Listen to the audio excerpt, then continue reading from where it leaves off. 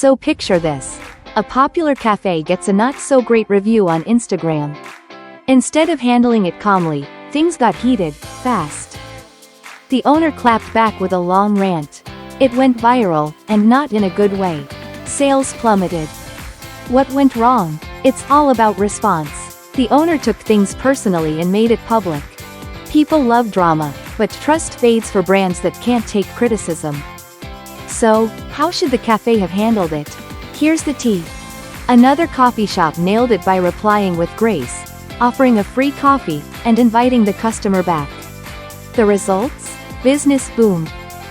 Let's wrap this up. Key lessons? Stay professional, respond, don't react, and take it offline. What do you think? Have you seen a business handle online drama well or flop? Drop your thoughts in the comments. Don't forget to hit that like button, subscribe, and ring the bell for more epic stories.